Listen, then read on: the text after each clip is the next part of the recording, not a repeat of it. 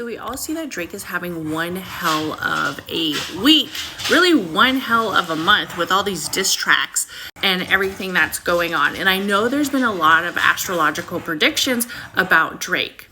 And if you are somebody who's looking to make astrological predictions about celebrities and understanding their birth chart, I'm going to teach you a cheat code. Just don't tell any of the astrologers. And let's be honest, reading birth charts is time consuming and it takes a lot of practice. I've read many birth charts. I don't consider myself an astrologer, but I do understand the energetic alignment that has to do with astrological events, and especially when it's happening in interpersonal relationships and that individual.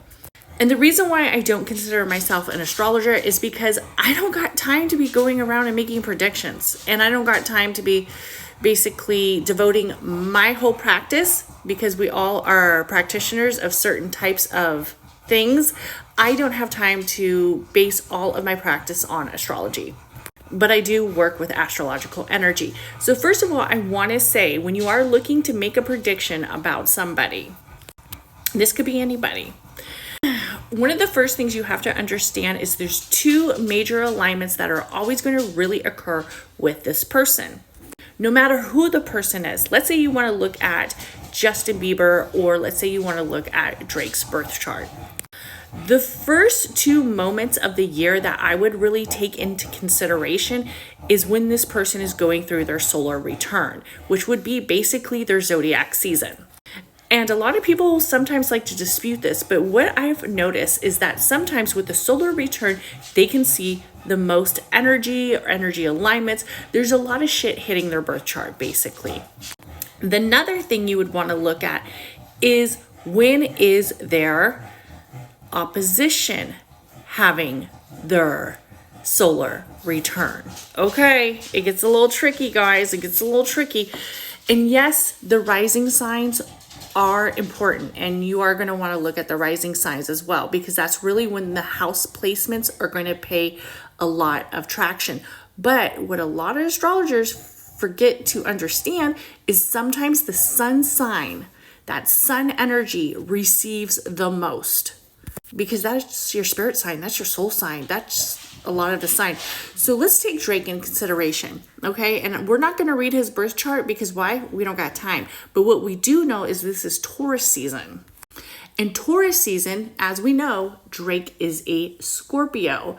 And Taurus season is the opposition of the Scorpio. So the Taurus season for Drake might be more challenging than other seasonal events of the year, astrologically speaking. And the reason why is because a lot of this energetic energy is going to be opposing him and creating areas of opposition, also areas of alignment, and where there could be some energy that really changes certain aspects of his interpersonal life.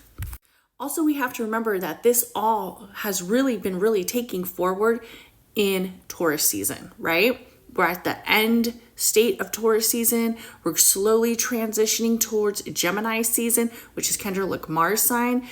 So a lot of energetic movement is happening with Kendrick Lamar as well, as he's getting ready to transition with the sun being placed in his sign.